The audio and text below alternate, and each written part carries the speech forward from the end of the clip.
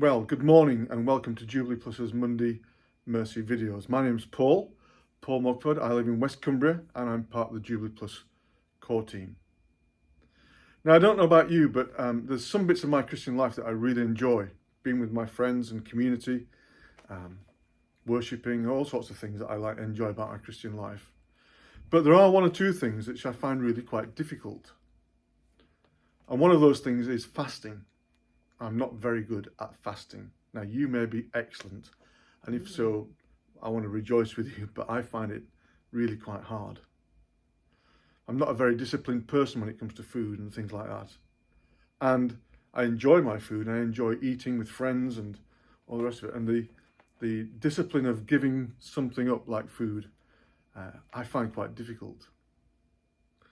And so when I look at the Bible and we look at the different fasts that's available to us, then I think for me, I need to take it really seriously, and it takes the effort of getting through that. Well, here's a fast that I've been reading about and thinking about and pondering for some time. It's in Isaiah 58.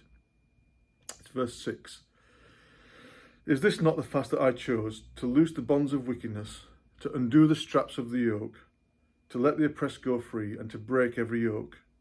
Is it not to share your bread with the hungry, and bring the homeless poor into your house, when you see the naked to cover him, and not to hide yourself from your own flesh? Now, here's some fasting that I think is really important. And the fasting comes because we as wealthy Western people on the whole, we are able to enjoy our lives, and we're able to do the things that we want to do because of the finance we may have or the time we have. But the challenge that I've been reading from this is that actually I can do things to change other people's lives through my fasting in this way.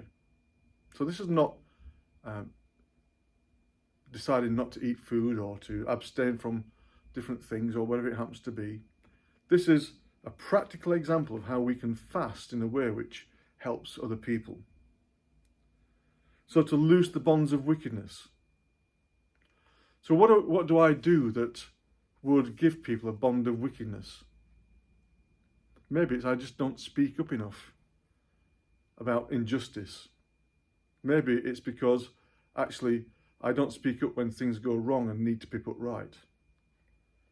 The fasting that I can do here is to actually do something about it, to loosen bonds of wickedness. It is to actually do something proactively to mean that somebody else doesn't have to live under the curse of wickedness. Or to undo the straps of the yoke. So, for example, where I buy my clothes. The yoke of poverty in the third world, where people work for very little money for the clothes that I wear. Can I do something about that? Can I choose to fast by not buying this set of clothing instead of this set of clothing? Or, for example, plastics, use of plastics. Can I fast from buying new plastics and reuse things or recycle them in a way which is positive, that means that somebody in the third world country isn't going to have the problem of my waste plastic? Let the oppressed go free. You know, we're living in a time now where currently the government are changing the laws on refugee and asylum seekers, or they're seeking to do that. People come from oppressed lands, people who are oppressed for different reasons. Maybe it's something to do with modern slavery. What can I do? What can I personally do? Is that supporting financially, or praying, or getting involved in some sort of activity, writing to my MP, whatever it happens to be?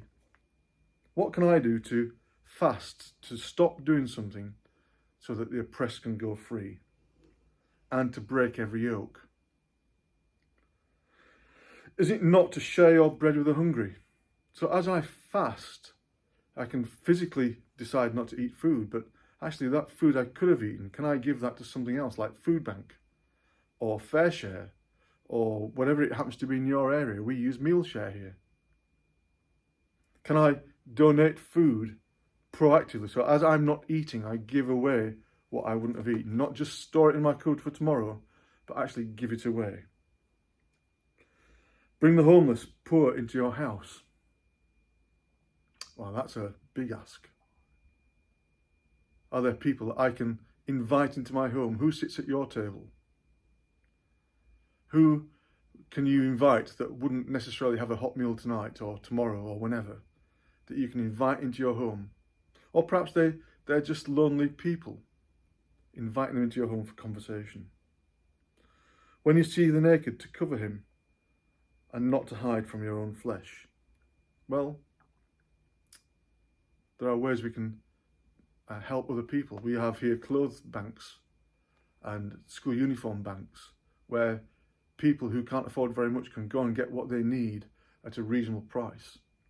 Or perhaps you're in a situation where you can use the clothes you have to donate to a particular charity, so that the naked abroad don't have to go unclothed. This is the fasting that God is asking us to do as well. Fasting from food is really important. Fasting from and abstaining from things is really important. But the question I'm getting out of this is, when I fast from something, am I giving to something in return?